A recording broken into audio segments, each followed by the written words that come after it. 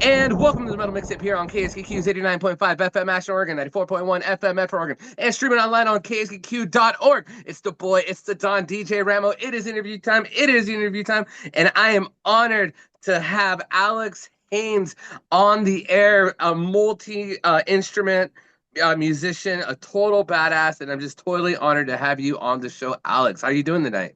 I'm doing great. How are you? I'm doing good, just a little background for all my listeners, it's so cool how many people you can meet like on through like social media and everything. And it's crazy how like we kind of just like ran into each other, shared some music and everything. But it just anytime I have these interactions and now we're having this interview, it just reminds me of like you know how it is. We were just talking about how like we're like around the same age. Like back in the day we didn't have like this pleasure. You know what I mean?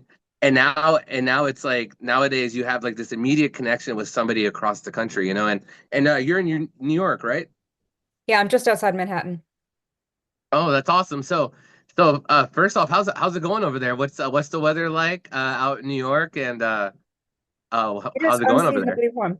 It is unseasonably warm right now. It's high 70s, low 80s, but it's okay. It's nice weather. It feels good. I can still wear shorts, have the window open. It's nice. That's awesome. That's awesome. My dad lives in Middletown, Connecticut, and my brothers live in New Haven. So anytime I go visit them, we always take the Grand Central right to is it Manhattan, I Yeah, think? Grand Central's on 42nd Street. Yeah, exactly. No, and that place is wild. I remember the only thing I remember is just buying a hot dog there. But the place is pretty wild. But But Alex, definitely, we're going to talk about a lot of your music. But you know what, Alex, since this is the first time us ever talking, I don't want to dive into that directly. Maybe we'll do that in the second part of the interview. But I kind of want to get to know you a little bit. I don't want to be strangers.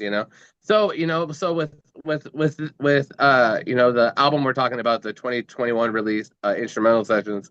I heard so many influences, so many instruments, great recordings, I want to know like when you got your first start playing music when you were younger, and also I want to know what shifted your influence and creativity when you started doing more of the rock stuff, more of the hard rock stuff. Take me through that whole process of Alex growing up and how heavy metal and rock and roll and just music in general just clicked for you. Well, my mom is a piano teacher. She started teaching out of our living room when I was 3. And Wow. yeah, so there was always music in the house. And when I was 4, she was playing, and we were just all in the living room, my whole family. And she mentioned that someone who plays music is called a musician. I will never forget that moment. That just lit up something in me. I thought that's what I'm supposed to do. I knew I didn't want to be a piano teacher, but I knew that I was onto something. And she started teaching me to play piano when I was 4. Wow. Yeah. And yeah, and then I started teaching myself guitar when I was 14. I already knew how to read music. I knew all the theory and all that stuff, so I didn't need any help. I had a couple people here and there give me tips, but like 99% self-taught. Oh, absolutely. And you know what? Being able to transition from I didn't grow up playing piano on your level, but I did grow up playing piano first.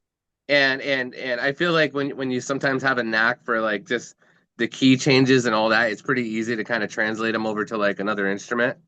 That's Yeah, kind of totally. like, you know what I mean? Because like keys is kind of like it's just like a fretboard with strings, but it's just spread out long ways. You know what I And mean? you can play the same note at 4 different places. Exactly, exactly. So I want to. So you told me how you started and everything, but I want to know, what was your first couple influences growing up? A lot of people can't pick a favorite band. I could pick a favorite band immediately. Like what was like some bands that started turning you? Because like you were self-taught playing guitar. Your mother taught you how to play piano, but what was that main influence? And maybe like a friend gave you an album. Maybe you went to a concert, like what kind of shifted like the influence? Because I mean, I grew up, I loved like rap and reggae and all that, but then I heard Injustice for All by Metallica, and I heard City of Evil by Avenged Sevenfold, and Ascendancy by Trivium. What were some staples for you growing up that really inspired you? The first little nugget I'm gonna say in getting me into rock was actually Michelle Branch. I used to watch TRL Oh, because I had my, preppy teen girl phase in seventh grade and the beginning of eighth. And she was so different from the pop stars that I'd grown up listening to. I used to idolize Christina Aguilera and Britney Spears, Gwen Stefani. I used to belt out all their songs in my living room.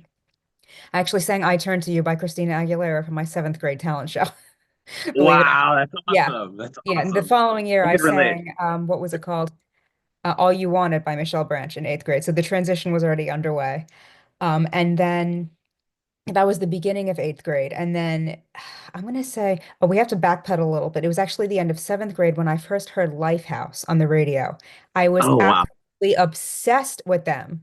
Yes, I also had a crush on the singer, but that's a story for another day.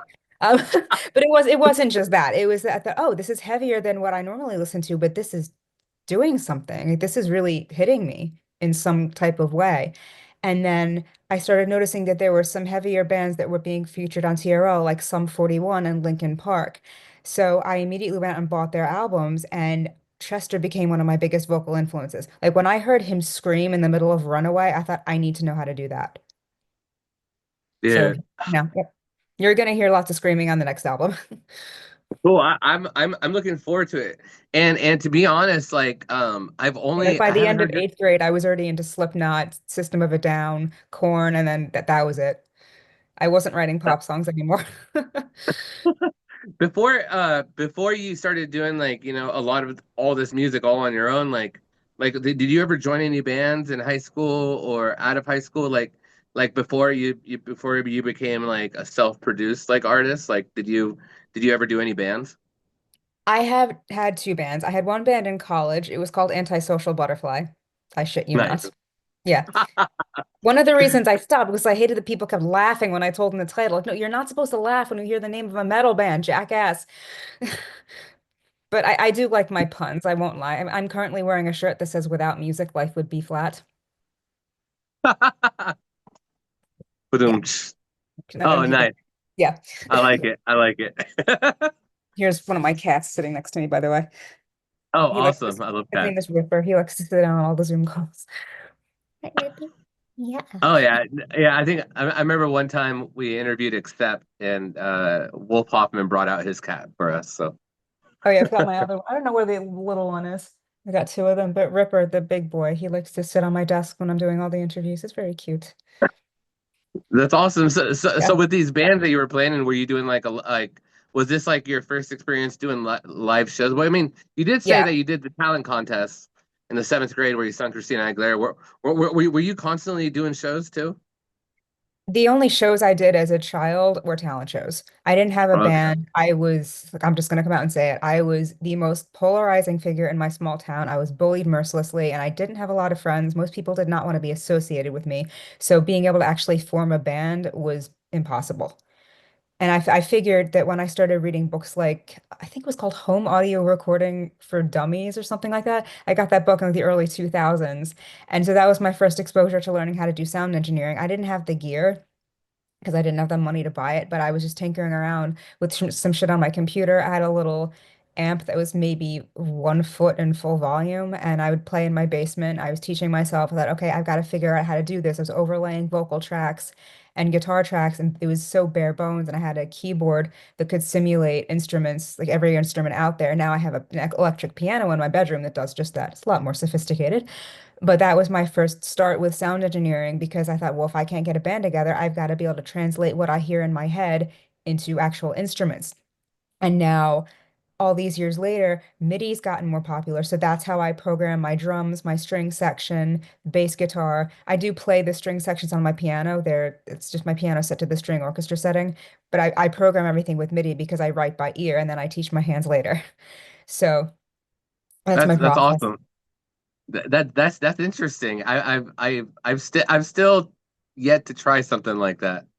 Where because I know that with those programs there's a lot you could do, but I think it's really cool that like instead of like just like being depressed, you worked on it and all that. No, because I'm just saying from experience, like as a musician, when you can't get a whole band and you can't translate exactly what you want in your head, and also when you do want to translate everything you have in your head and you have other individuals, it never really comes out the same, you Exactly. know? And that's part of Because the issue because there were so many terms that I didn't know, like for a drummer or for a bassist, I could talk about guitar chords all day long.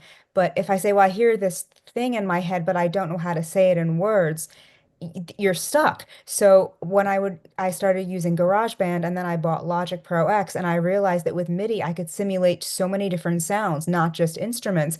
I didn't have to tell anybody or try to translate anything that I was hearing in my head into words. I was just clicking on sounds one after the other, experimenting with them. There's actually this one little snippet in one of my songs called Look Up. It happens 3 times. It's right after the pre-chorus, right before the chorus hits. It takes exactly 3 seconds, and it took me 20 minutes to figure out how to make the effect because I was going through so many different special effects in MIDI. There is synth effects and shit like that. I can play it for you now if you'd like, if you're curious. well, actually, well, you know what? Wait, play Look Up. You did that little effect in the middle of the song. Oh yeah, go ahead. You can play the little effect. All right, cool. Let's see. See if I can remember exactly where it is in the song file. One It's all second. good. Oh, wait, went too far forward. Oh, here we go. It's coming up in about 5 seconds. Okay.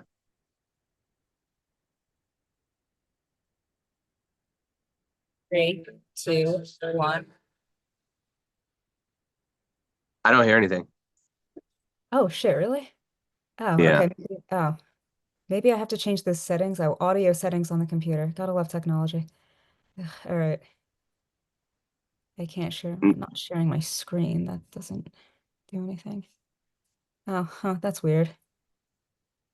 Okay, maybe I'll figure it out later. Sorry No, about but that. yeah, yeah, no, Look Up was actually my favorite guitar song that you had in your whole Oh, album. nice. Yeah, that's one of my Yeah, favorites of the whole album, actually. yeah, it had the best like lead solo section towards the end of the song that like really blew it up. Other songs I really like Nile. I think probably one of my favorite songs on here is "Life Does Not Work Out That Way," and I'm super excited to hear it all with vocals. Yeah. Because Life Doesn't Work That Way is going to be the first track on my next album, and I actually have a snippet of it. It's the second verse with the vocals. It's my first pinned Instagram post, so you can check that out if you want to hear it. oh, absolutely, absolutely, absolutely.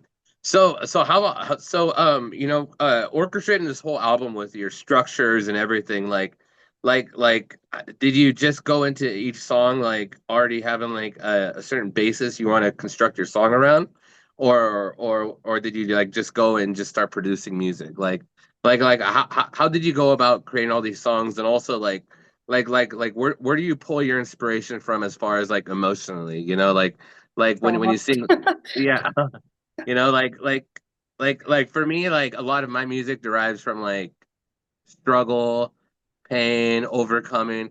Like Mm-hmm. like Yeah, like like I like do. how do you go about constructing an album, especially all by yourself, where you're literally having to inspire yourself, motivate yourself, get yourself up to do it all. Like for the fans out there that don't know Alex, what does your music represent and mean to you? And in this album.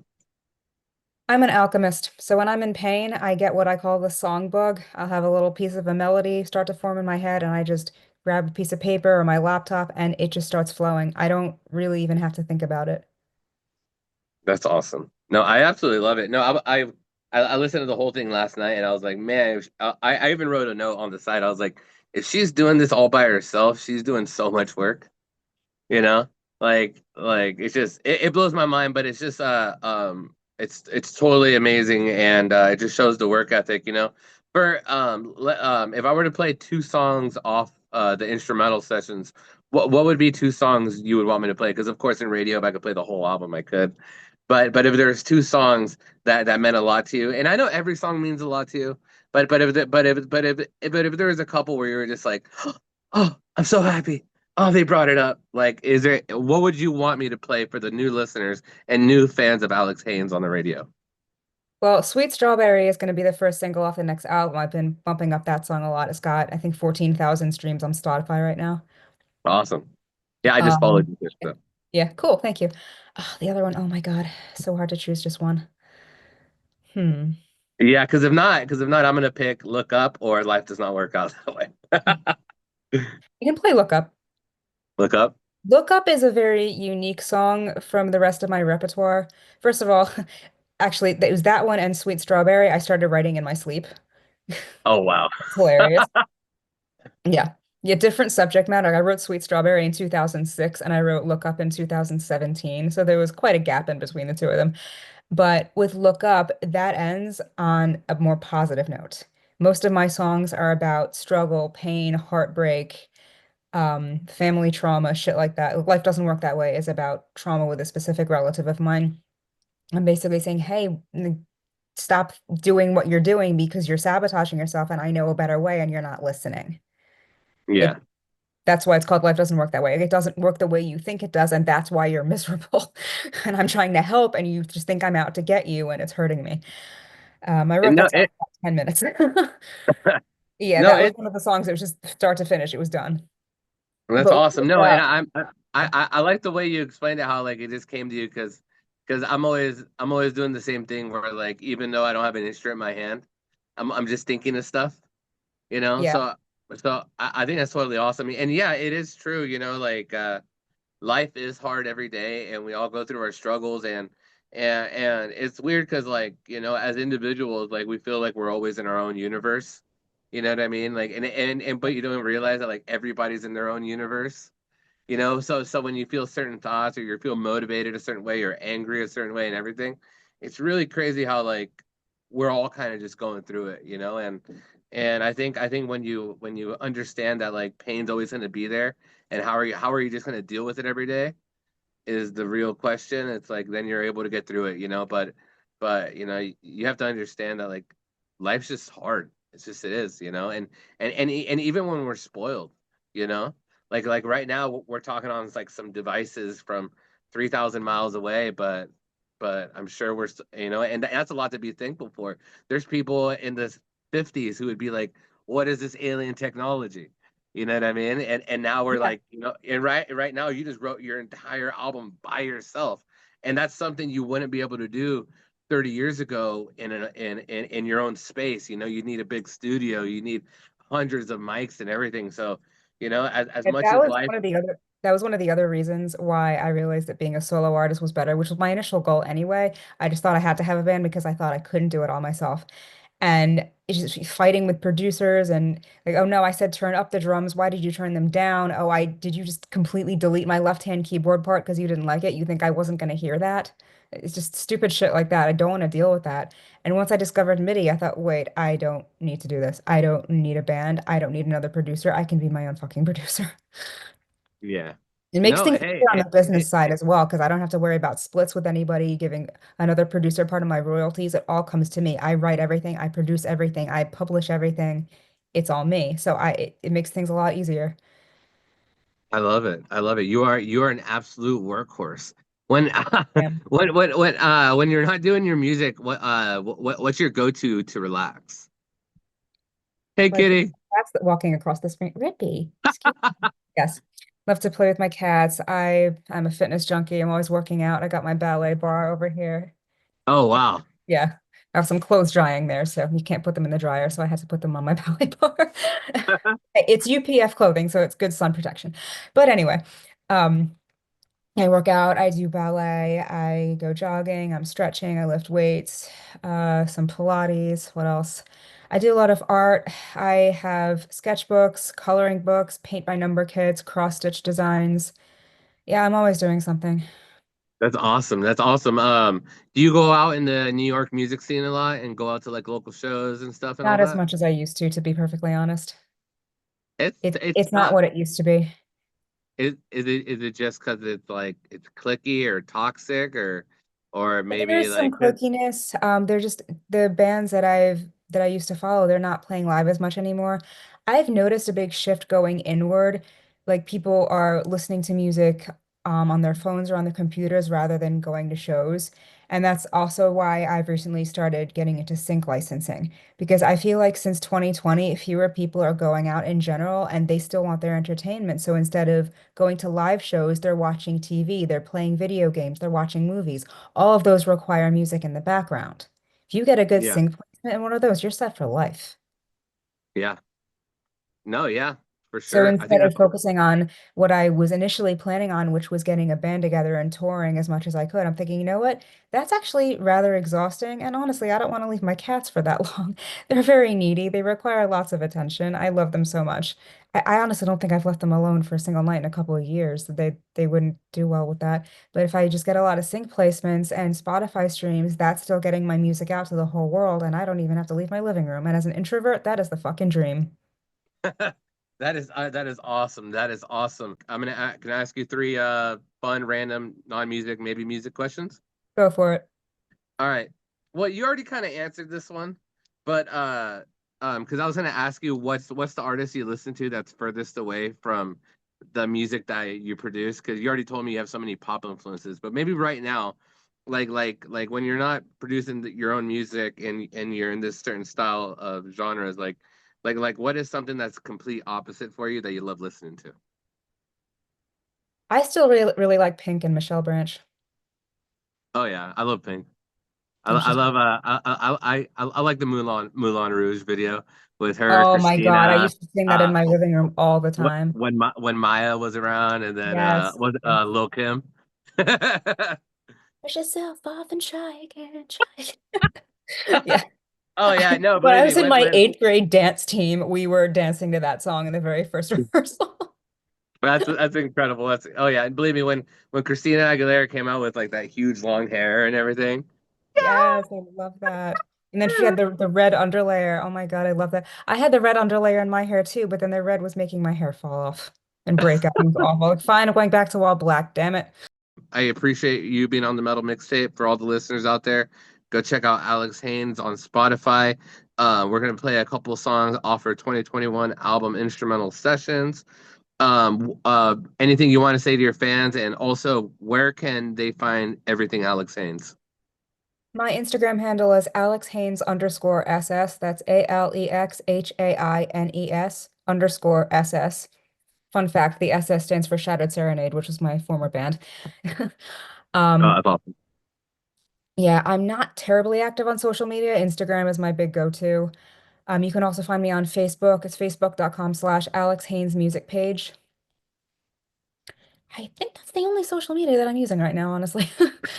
Yeah, that's it. You can find me on Spotify. Just type in my name. Yeah, I just re-released the instrumental sessions with a new distributor, so that's been going better. Awesome, awesome. Well, Alex, I appreciate you taking time out of your day to talk to me. You have been super awesome. Everybody, please go check out Alex Haynes. Go check her out on Spotify. All the music is incredible. Thank you so much for being on the show today, and I can't wait to show everybody your amazing music and your cats. Yeah, the cats are always there. All right, I'll see you later. All right, bye.